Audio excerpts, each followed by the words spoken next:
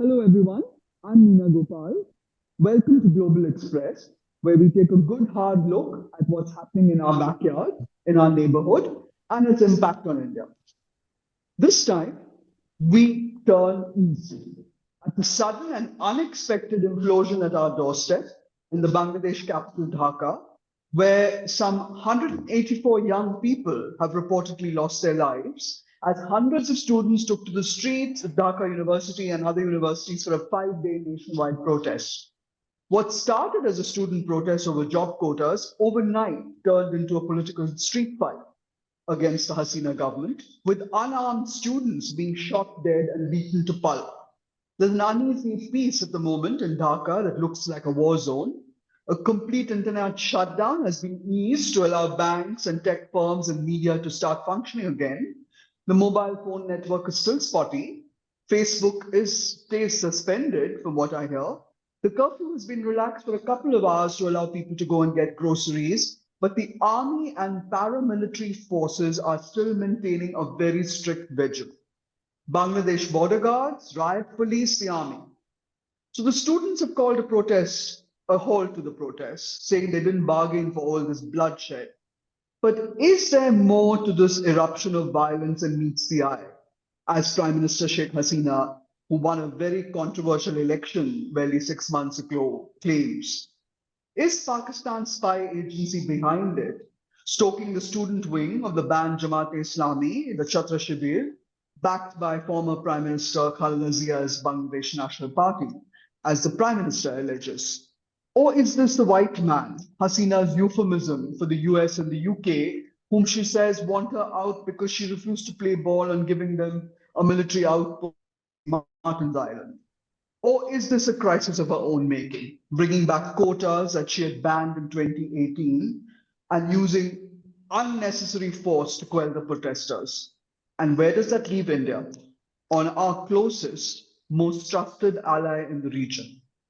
Talking us through the biggest crisis that the world's longest serving female prime minister has faced in recent years as Bangladesh limps back to normalcy is one of Bangladesh's most well known commentators, Syed Badrul Ehsan, an independent journalist with over 40 years of experience working for leading newspapers in Bangladesh. He's a political analyst, a regular columnist, an eminent Bangladeshi who has authored biographies of Bangladesh's founder, Sheikh Mujibur Rahman, and the country's wartime Prime Minister, Tajuddin Ahmed. Welcome, Mr. Badrul Ehsan. You are in London, so you're not affected by the internet shutdown in your country. Well, it's always concerning. That's even more worrying from a distance. You don't quite know what's happening in the country with the internet Right. shutdown. Yeah. We also have with us Professor Sri Radha Datta. Professor Datta is Professor, General School of International Affairs at OP Jindal Global University, former director of Maulana Abul Kalam Azad Institute of Asian Studies in Kolkata. She was also a fellow with the Institute for Defense Studies and Analysis in New Delhi. She's a regular past participant in Track 2 dialogues in the neighborhood. Welcome, Professor. And so to my first question, Mr. Ehsan, if I can just take that to you. Dhaka is looking like a war zone. I mean, the streets are filled with burnt out vehicles, hospitals are filled with the injured. The government says that the student led quota reform movement was infiltrated by political elements. What do you have to say? After all, the students from other universities did join in the protest, so it wasn't restricted to just Dhaka University. Well, it did start off as a protest by students against the quota system. But yes, the government does have a point that it was infiltrated by other elements, as we saw. In the beginning, the student protests were very peaceful, rather quite peaceful, and things were going the wrong way, going the right way, insofar as the students were concerned. But then a lot of things came in just to blame the students or to argue that it was infiltrated by others. That's not the only point. There was a point came when a senior minister of the government, he said that these student protests would be tackled by the student wing of the ruling Awami League, the Chhatra League. So Mm, that was an invitation to disaster. And the absolutely. moment the moment the Chhatra League came in, you could see violence coming into the situation. These students, quota supporting students, they were beaten up, including the girl students, and things went out of control. And then Wasn't there a video circulating also of an unarmed man being shot and others being stabbed oh and yes, beaten with sticks and having their heads yes, bashed in? And now the no, latest story doing the rounds is that over 2,500 people have been detained in the capital, in Dhaka and in Chittagong. yes, yes. I mean, that's it. I mean, it's you said you described Dhaka as a war zone. In fact, we haven't seen anything on this scale since the 1971 Liberation War. We have had so many governments in the country in the last 53 years, including two military regimes and government by the BNP and also by the Awami League. But these troubles on this scale had never been seen before. We never expected these things to happen under a civilian government. So, but they have happened, and I think the right wing, the rightists, call them the BNP, call them the Jamaat, call them pro-Pakistan elements. They had always been there, so waiting in the wings to take advantage of the situation, and I believe that they have taken advantage of the situation. But then to say that they took advantage of the situation is also for us to a time for us to reflect on how these things have come to pass. A lot of you could see the metro rail system has been damaged. Buses have been burnt. I mean, tons. I mean, buses and other vehicles have been burnt, and we have problems. We have an arson of the kind that we never expected.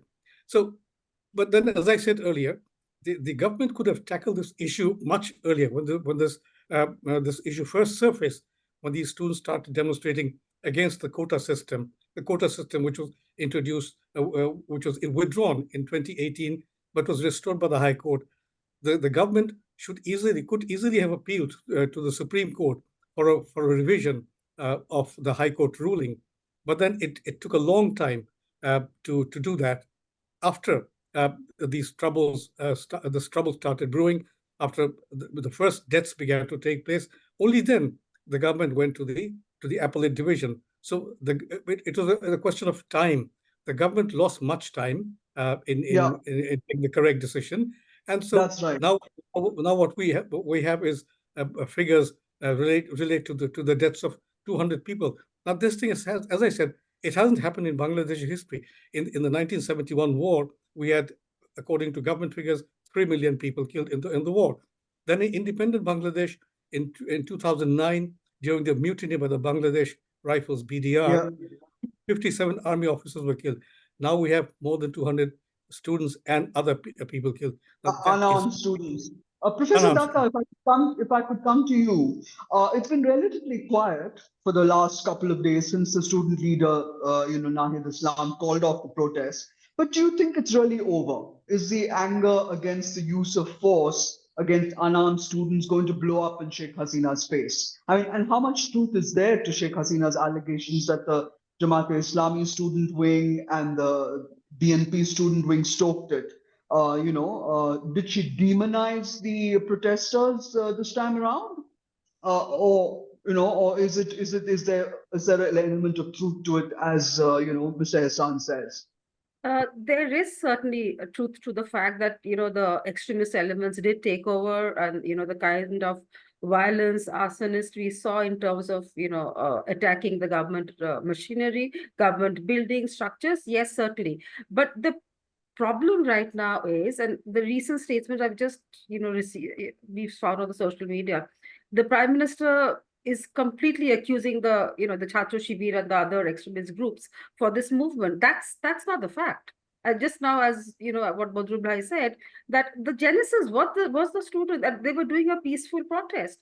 Then, of course, the trigger came with Obaidul Qadir's statement, and of course, we know that Prime Minister Hasina also in a press conference referred to them as Razakars, which, as we know, is a very derogatory term in Bangladeshi context. But unfortunately, and coming back to your question here, right now the society is being divided, the polity is being divided between the freedom fighters and their families and the Razakars. That's not Bangladesh. Actually, that is the problem. So you're being in denial, right? There are, and we've argued this many times over. There's a third generation. I mean, why are you constantly, using the benchmark of freedom fighters? The world has moved on, so has the youth. And right now, and I've seen a couple of MP statements, Bangladeshi Awami League statements just now, they've just appeared in public domain where they're constantly saying that, we are not going to allow the Razakars to take better of us. But that's another story. But what about the actual grievances that the youth and the students have? And this, while they were holding peaceful protests, let's not forget the fact that they have a lot of, issues which are building up. And let the January election, of course, is one of the cases. But the fact that Bangladesh has one of the highest unemployment problem just now, the food inflation is at its worst. The kind We'll of get to the corruption economy in which a is, minute. If I can go back to the Razakars, the comment about the Razakars, yeah. I mean, the fact is that that comment that Sheikh Hasina made, does it not? Is there not a body of people who are still against the freedom movement? I mean, Khalda Zia's party, the BNP, has been banned. The Jamaat Islami has also been banned for its anti, not national, but I suppose anti Hasina protests. Mr. Hassan, what do you have to say? I mean, are these still, is it relevant? This comment about Razakars, is it really the sort of the match that lit the fire? Or I was it think the overreaction of the army and the rangers who shot at these innocent, unarmed people, really, unarmed protesters? What do you I think would say was the match that lit the fire? I would say the overreaction came from the government, as Dr. Sirada Datta pointed to the Prime Minister's statement at a press conference on a return I think from a China visit, and then of That's course, right. and passions were inflamed by the Minister for Roads and Bridges, and who's a person who's also General Secretary of the ruling Awami League, Obaidul Qadir. And let me make a little correction. The BNP it has not been banned. It's still an operative political party. As for the Jamaat, it has been deregistered as a political party, but not banned, so it can't take part in elections. But yes, this question of Razakars. Now, see, the term Razakar has become a very pejorative term in Bangladesh. It has been there since 1971 because in 1971 we had these local collaborators of the Pakistan Army who called Hmm. themselves Razakar. The word Razakar uh, in Urdu it means volunteer. See, it's a I good word, see. is it? But then in our context, it has become a very bad word, and anyone who challenges or who questions the war of liberation, the death of our people in the war, they're Razakars. I mean, I'm talking 1971. So after the war, In fact, Sheikh Hasina's comment was, if not the grandchildren of the freedom fighters, then who must get quota benefits? The grandchildren of the Razakars. That's apparently the yes, one. yes, Overnight, the slogans began to target her, calling her Hasina autocrat. yes. But then you see, these children, these students who've been demanding quota reforms, see, one simply can't call them Razakar because uh, Yeah, 3 or 4 generations have gone by.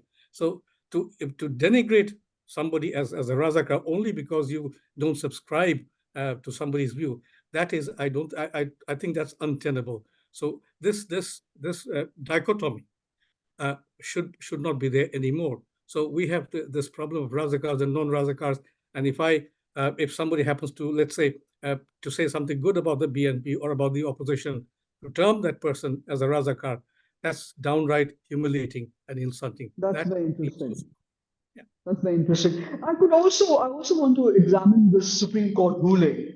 Now, everyone says that that the High Court ruling was done by Sheikh Hasina to strengthen the ranks of her own party faithful and sort of give them jobs which would and security in an economy that was failing. But the Supreme Court brought down this reservation down to 7%.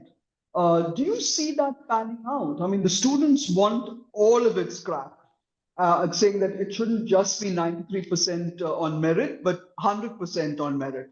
So will these students back down? Do you think?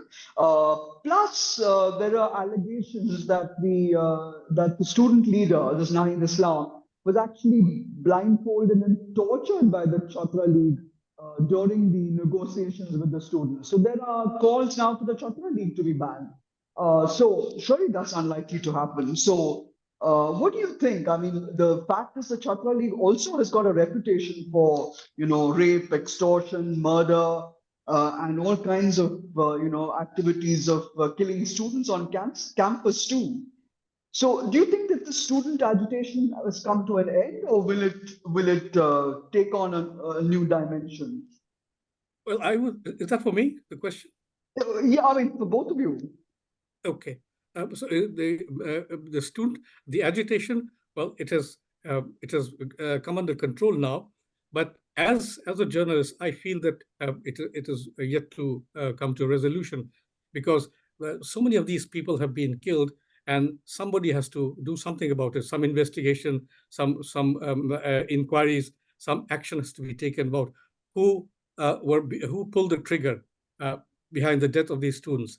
Now, as for the Chhatra League, the Chhatra League uh, has a very good. If we go back to the past, it has a marvelous history, because in 1969 it was the Chhatra League which spearheaded the mass upsurge movement against Pakistan's Field Marshal Ayub Khan, and was instrumental in having Sheikh Mujibur Rahman released from prison, from the so-called Agartala conspiracy case. Then in 1971, again, the Chhatra League was important in the preparation that went on towards our liberation war. In 1990, it played a significant role in the anti-autocracy movement against Irshad.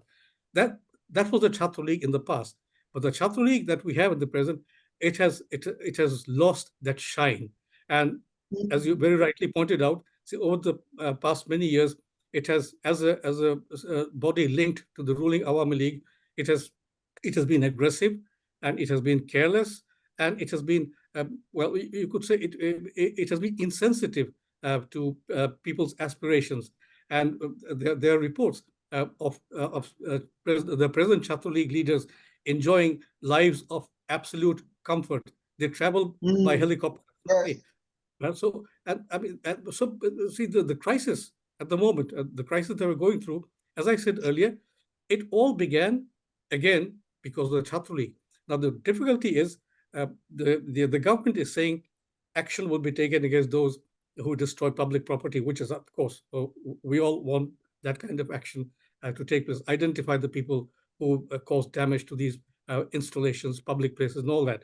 But at the same time, the government will be doing itself a favor, and we will be doing the country a huge favor if it also goes after those Chhatra League elements who were instrumental behind all this chaos. Because if you go for selective action, if you go for people in the opposition, fine. If the opposition elements have been involved, catch them, try them, punish them.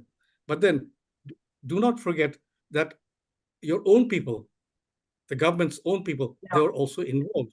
So if we are being if the government is selective, that will not resolve the problem at all, that's because right. That's people right. people are complaining that the government is People are doing angry. People are the angry. right thing in taking action, but it's silent about its own student groups. For example, Yeah. I mean, the role of our journalists, many of our journalists. Yesterday, a group of journalists calling themselves the Editors Guild. Now, in Bangladesh, we have two editors organizations: Editors Council, which is different. Editors Guild, uh, unfortunately, comprises people who happen to be comprises people, journalists who happen to be very loyal to the government. They met the prime Mm. minister yesterday, and they disappointed a lot of us by saying that they were ready to stand by the prime minister, which is again fine. But at that conference with the prime minister, they never raised any questions about the atrocities which were perpetrated on the students. Now, these are things that worry us. That's right. In fact, Professor Datta, if you can take that forward, is this a fallout of being in power for 16 consecutive years? where Sheikh Hasina has come to believe that she can do much of what she does without being challenged. I mean, is it hubris? Is it the arrogance of power? Her government already has a reputation for, corruption and crony capitalism. And there's clearly going to be no defanging of the military because, the soldiers that were firing, it was soldiers that was also firing at these unarmed protesters. So how true is that? Is there a sort of an upsurge? You think there's a sort of a simmering anger now against the fact that the army Yes. did this and nobody is Certainly. speaking I mean, out? Awami League, the political party who ushered in freedom fight, liberation for Bangladesh. That political party somehow has got lost in the mayhem that's, has the way the transformation has taken place. And as you mentioned, if you're into being government for 16 years. Uh, I mean, while the show of democratic elections are taking place and not democratic periodic elections, but the way the government has been able to control every organ in the polity and the point he made about media, I think I could say that about everything, judiciary and every other organ. So, which is why right now, I mean, the breakup of the polity just now is one who are with the liberation, which is seen as the Awami League, supporters, and the other. That's not Bangladesh really. I mean, there's a whole lot of people, generation who are certainly not, the term Razakars, and I don't want to even go back to the terminology at all. But just to, if you're not with Awami League, then your term that is a very wrong interpretation of what the, Bangladesh society really is. And that's Yes, exactly what is being done right now. Professor Datta, during her address to the nation, she said the government had nothing to do with the use of force. She said there wasn't a show of sympathy, so to speak, for the students who had lost their lives. So, I mean, instead of being a calming influence, do you think that address to the nation was had the opposite effect? I mean, and there are concerns about her ability to govern. I don't know whether it was sheer nervousness or because she's 76, but apparently her speech was also I a mean, little slow. I don't know how a head of a government, head of a country is saying something which is as incorrect as that. I mean, we've seen the government, security apparatus right there in the open. You could have helicopters, swarming around if it didn't belong to the government. You had the entire troops out on the road. I mean, I don't understand what this. I mean, I haven't heard it. I've just heard it from you. So clearly, I mean, initially, whatever one could understand, the first 9-point demand that I saw by the students was actually extremely fair. They were looking only, and they didn't even say that do away with the quota system completely. No, they didn't talk about that. They talked about how, I mean, the families of liberation war soldiers can't be given priority, and they of course talked about apology and talked about death. But subsequently, if you saw the suppressive movement that the government kept prolonging, I mean, the mood changed. And while there are other elements who jumped in, but even if there's an argument now that all the actual students have gone back to their home, maybe they have. But the way they were handled, and many of these leaders, and the mindless death, I mean, was that necessary at all? I mean, nobody's going to forget that. No family who's lost a child will ever forget this particular. And it was not required. I mean, they were sitting quietly. You could have reached out to them, but these statements along your own student faction, and we've seen the student politics in Bangladesh has always been extremely violent. It's not a new thing. Right. So to instigate your own student faction against youth was possibly the completely unacceptable kind of a thing. So I don't expect the student to forget all of this and pretend that it's business as usual. There has to be some really a serious political will and intent to address this, which is a gaping hole. But as I just mentioned, that some of the recent statements has just been coming out in the last couple of minutes. I don't think they've really understood, and I mean, as yet doesn't seem as if they learned the lesson. Unfortunately, so. Yeah, Mr. Ehsan, would you like to come in about my point about the fact that during her speech to the nation, she did slur a little bit, and there doesn't seem to be a kind of a successor in sight. I mean, she's 76, and there were, I mean, she made a couple of good moves. I mean, in fact, that she got she met a group of businessmen, and she sort of calmed their fears. She's supposed to have met diplomats as well in Dhaka, but that didn't go too well because the US ambassador, Peter Haas, is supposed to have criticized them for not showing the real, picture, saying he basically is quoted as saying you didn't show the footage of police firing at unarmed protesters.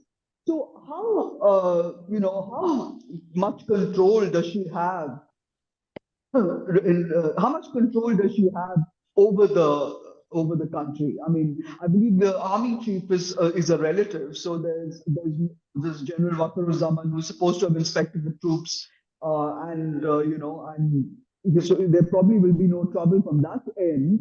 But is there a move to give a better advice from within the party? Will she listen? Well, the address she made when these disturbances began to take place more forceful in the sense that she could have been more specific in informing the country of what action she planned to take. But then it didn't actually satisfy very many people because Mm, she mentioned the destruction that had taken place, but she refrained from pointing out the people, I mean, people linked to a party who had indulged in those attacks, in that assault on public property.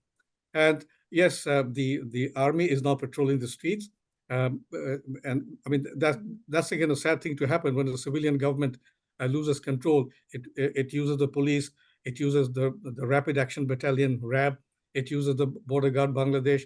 None of them can control the situation, but then we have to bring in the army. Now, mm, the army has often come into Bangladesh situation. The last time it did was in 2007 when the last caretaker government had to take office.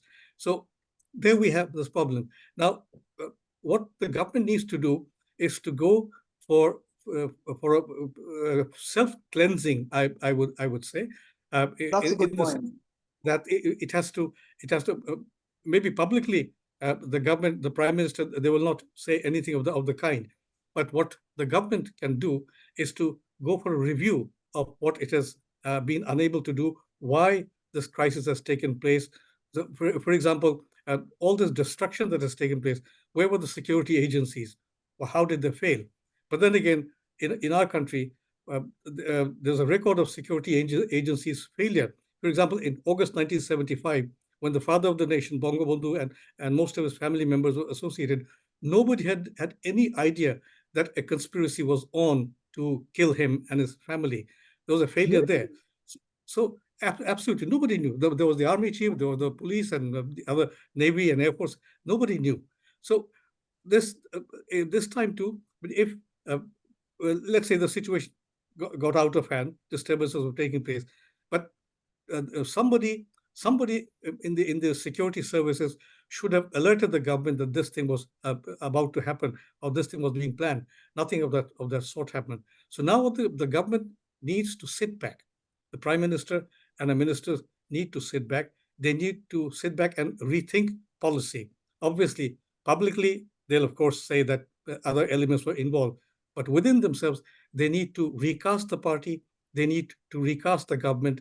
And because again, frankly, say if Sheikh, let's say uh, uh, if Sheikh Hasina, hypothetically speaking, if Sheikh Hasina leaves office now, the country Yeah. will be in greater turmoil because there's nobody there to succeed her. There's no clear successor in the party. So she's the one person around which the entire government runs. So we are in a situation where the government needs to survive, but at the same time, the government needs to make sure that from here on, it will run the country well. It will control not it'll not run the it will not control the country, but it will ensure good governance, and that means dealing with all the tragedy that has taken place so far. For example, for instance, the killings that have taken place, the government needs to reassure families, the loved ones of these people, of what it intends to do to give them a kind of satisfaction, to have the families rehabilitated, so to say, uh, and then after that, go into identifying the people responsible for the killings. Whoever shot, see, if these people were shot, if these people were shot without any reason, without any cause, just point blank firing. You need to, if, for example, this young man Abu Saeed, the student at the Begum Rokeya University in Rangpur, he just stood there, yeah, with a stick in hand, and that was no provocation. But the policeman who shot him with rubber Yeah. bullets, of course, 4 times, and then he, the policeman is still moving around freely.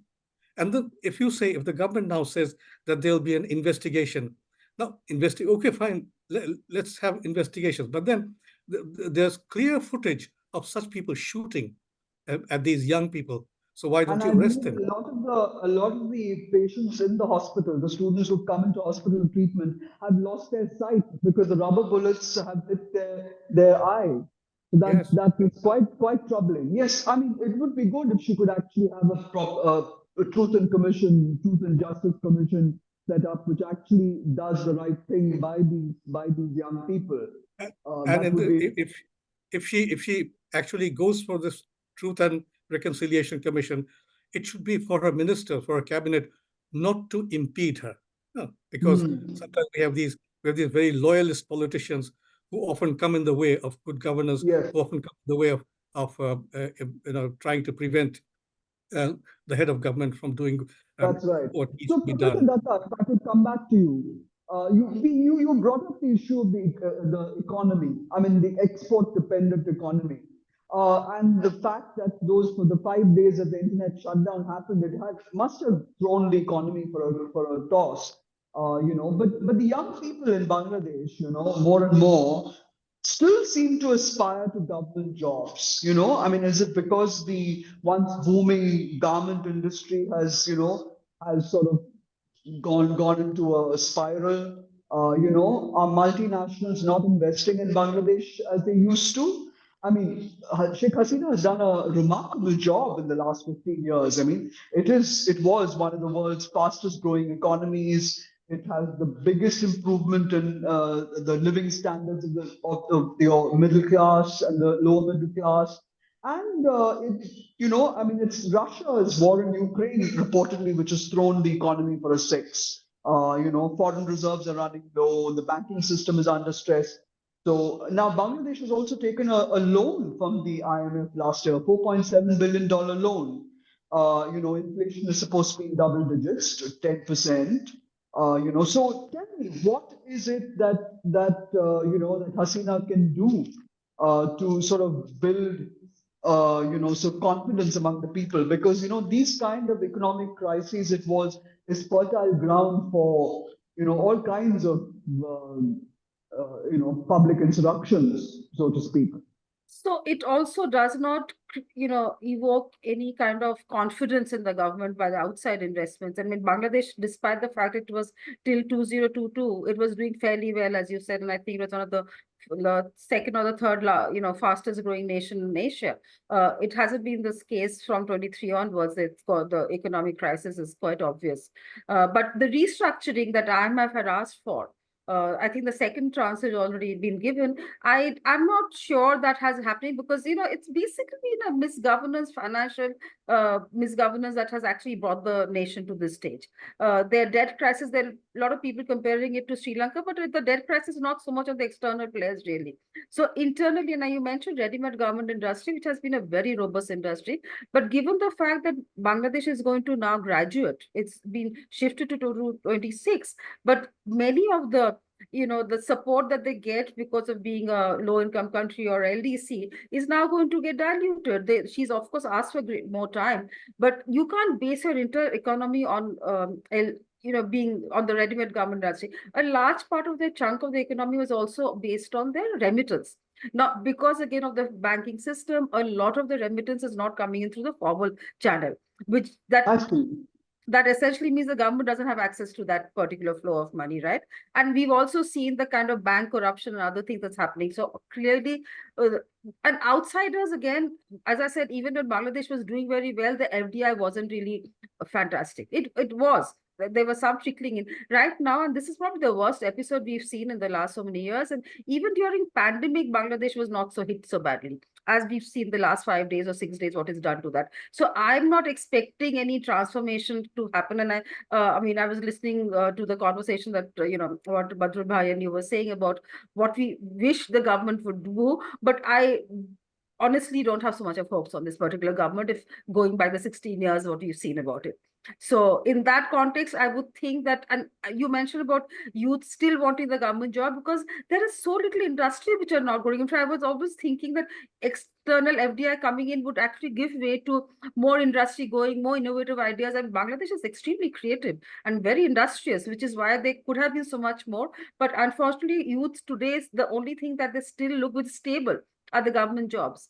And even today, I think I got a figure somewhere about 5 lakh government jobs which are still vacant.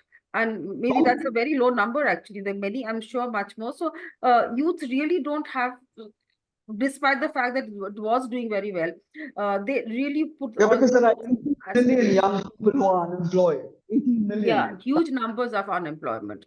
So it's a very Yeah. bleak situation for the youth, really. So, and much of it can be addressed from within the system. The systemic problem that has occurred is, it's internal misgovernance. So, which can be addressed. While a lot of factors of pandemic and the Ukraine crisis, all of that has contributed to the global inflation, other things. But what Bangladesh has brought on itself is a lot of its own doing, which can be addressed. Restructuring urgently needs to be done, but I don't see any of that happening really. Mr. Ehsan, would you like to comment on that point? And then maybe we can just look at China and the recent visit that Sheikh Hasina made to China. I mean, she basically didn't get what she wanted. She didn't get to meet, have a one-on-one discussion with Xi Jinping. She actually met with the Prime Minister, Li Keqiang, and not the foreign minister Wang Yi. So, and she had hoped for a $5 billion loan and relaxations in debt repayment. Instead, they say that after 3 days, China just agreed to give them an aid or give Bangladesh aid of $137 million. So she was upset and she cut short her visit and came back to Bangladesh a day early. So, what is that relationship with China? And would it have worked, if she had managed to pull off a better loan restructuring? I mean, for the economy. Right. To your question about the China visit, I would say that first of all, uh, she was not advised very well by people around her. They thought Uh-huh. that it would be something like a trip to India. Okay. Now with India, we have had very good relations since 1971, despite the many changes of government in India, Congress, non-Congress, BJP. So, but on this China thing, our feeling in Bangladesh is that there was not much briefing done before the visit, not but much briefing given to her, and it also took people in Bangladesh, people like myself and others, by surprise that her meeting with President Xi Jinping was rather perfunctory. It was not the kind of meeting you expect a head of government and a head of state to have. Now, Xi Jinping visited Bangladesh in 2016. So far, relations have been going on rather well. I wouldn't say very well, but rather well.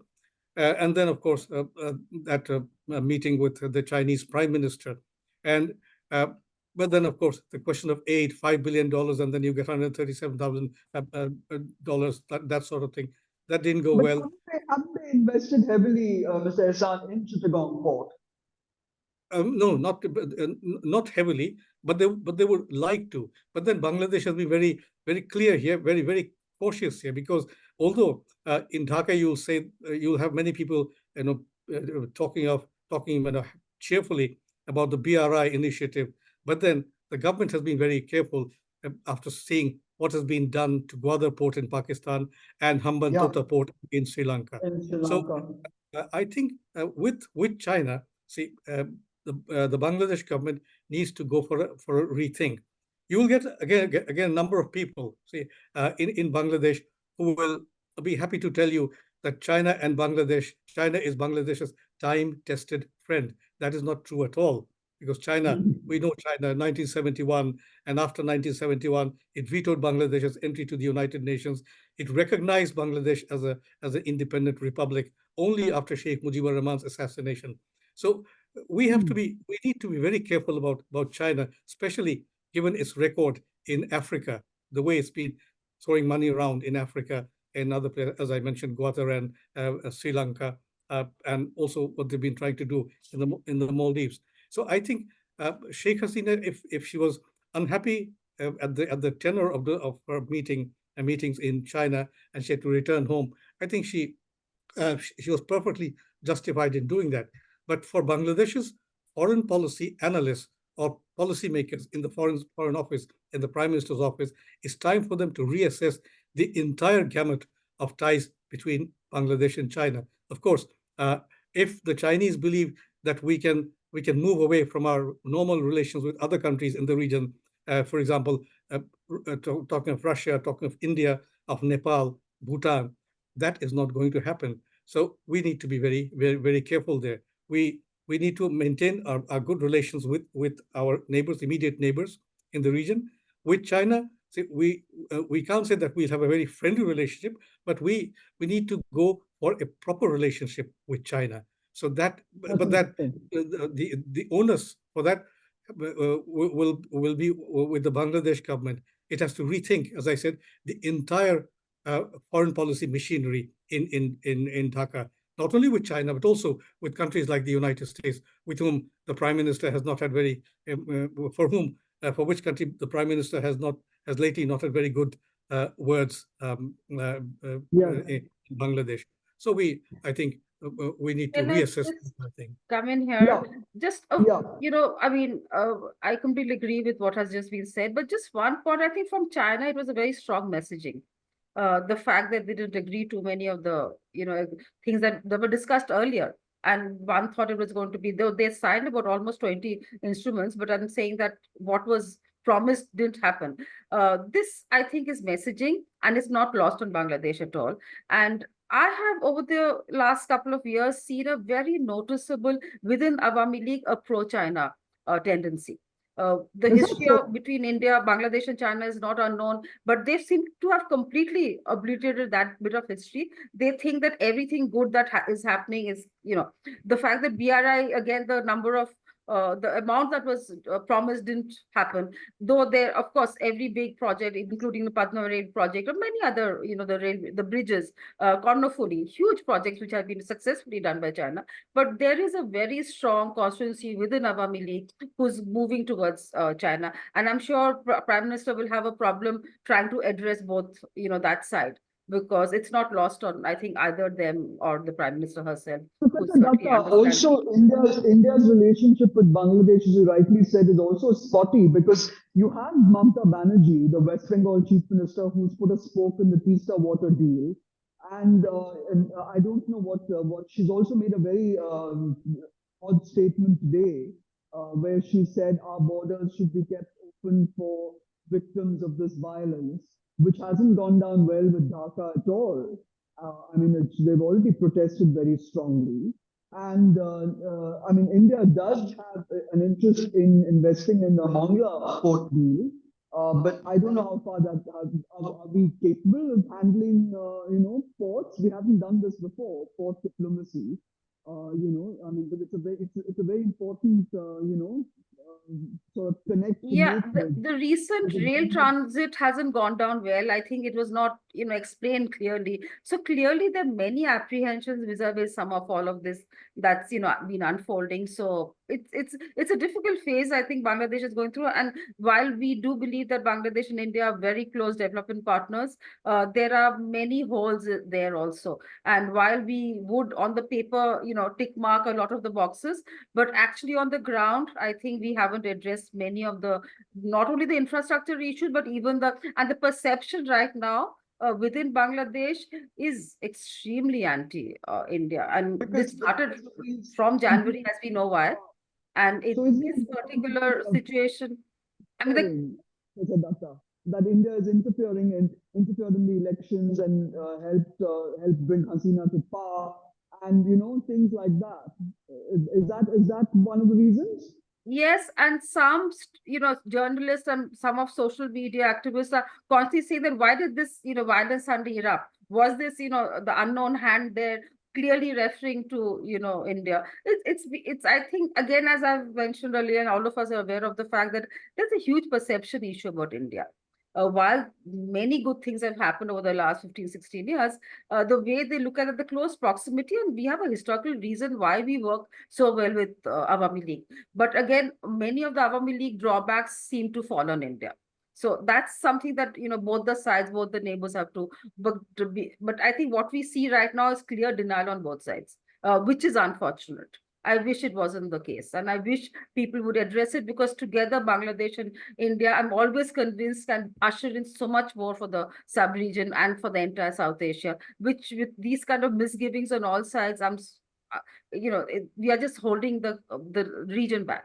So on these conspiracy theories where we left off, is this because also the conspiracy theory is that the US and the UK would like to replace her government with a more friendly government, and that they have been sort of nurturing the idea of lifting the ban on Tariqur Rahman, who's banned from entering Bangladesh and lives in London. And I mean, story basically is that while the US has publicly denied it, it's supposed to have wanted a St. Martin's Island for a military airbase. And Sheikh Hasina is supposed to have denied, sort of given the thumbs down on that. And she says, she's been quoted as saying that that's the reason that because she wouldn't play ball, that this whole destabilization has happened, that the CIA is fanning the current protests to destabilize her government. I mean, is it fact or fiction? What do you say?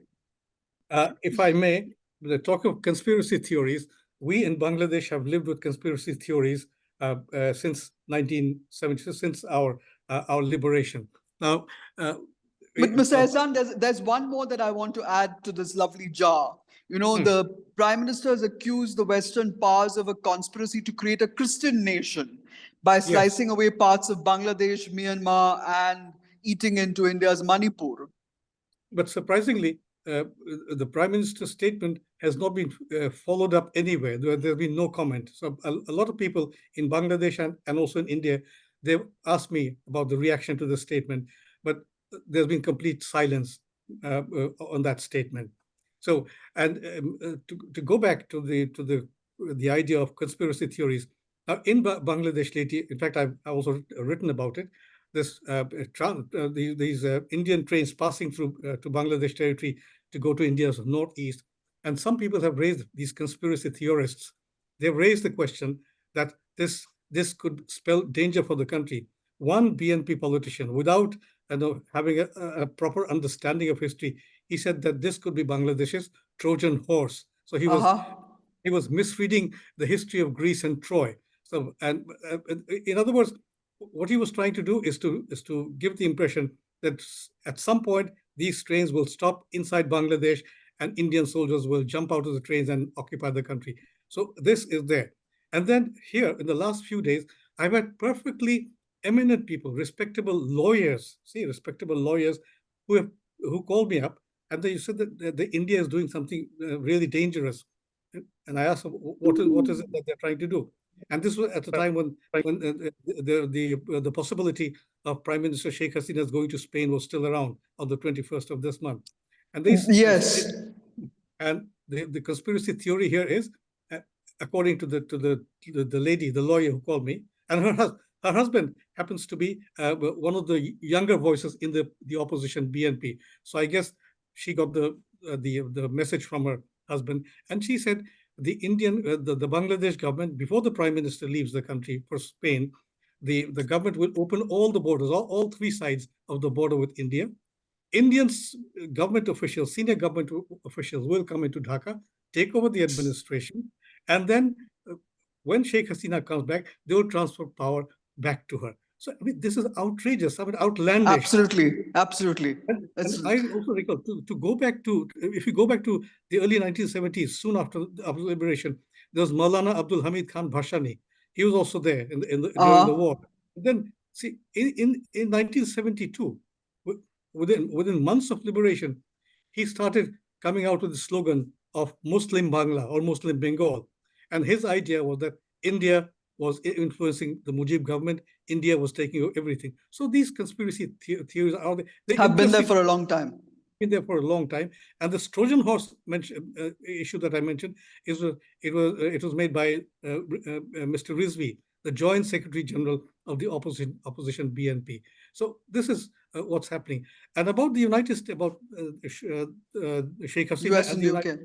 Yeah, I think well, Sheikh Hasina, she was not very subtle about making these statements about the US, but then it's also a fact that she believes that the United States government is United States is after her government in much the same way that in the mid 1970s, a lot of us believed that a good reason for the fall of Sheikh Mujibur Rahman's government was American involvement, and that has not been cleared as yet, because the American embassy, prior to August 15, 1975, it knew what the conspirators were up to. These these colonels and majors, they met these American embassy officials.